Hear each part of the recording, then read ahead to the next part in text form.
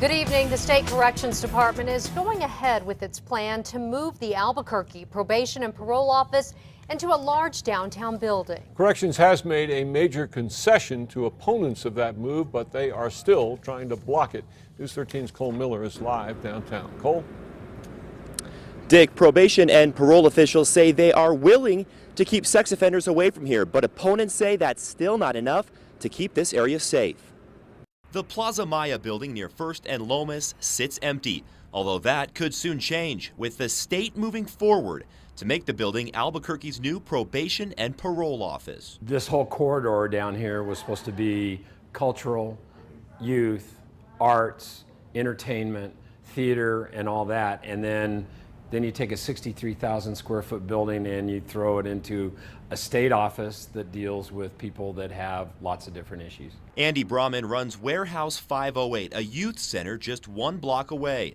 He says the 1,500 teens he serves every month are in jeopardy with a crowd like that nearby. It's like oil and water, it just doesn't mix. Jessica Ritchie with Probation and Parole says a big concern has already been addressed. Sex offenders on probation or parole will not be required to visit the new building. It's our commitment to make sure that they're still supervised. So what we'll be doing is that we'll actually be modifying that policy to reach out to those sex offenders in the community, at their homes and at their place of work. Even so, agencies like Youth Development, Inc. still have concerns. When people and families bring their children to us, they entrust us to make sure that we provide the best care for them, and when you have something so close, it really opens the door for caution. Ritchie says if the building becomes the state's, safety will be a top priority, and says the people using it won't cause a problem. I can assure you that the average time somebody meets with any of our probation officers is anywhere from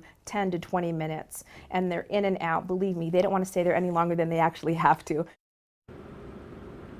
Now, Brahman with Warehouse 508, who you heard there in the story, says he's willing to seek legal action if the process continues, and he even told me that he is organizing a protest right here in the parking lot with some of the kids who use the warehouse. Back to you. All right, Cole, the current main probation and parole office on Monte Vista Northeast is less than a block from an elementary school, and the sex offender unit at Gold and Broadway is very close to a church school.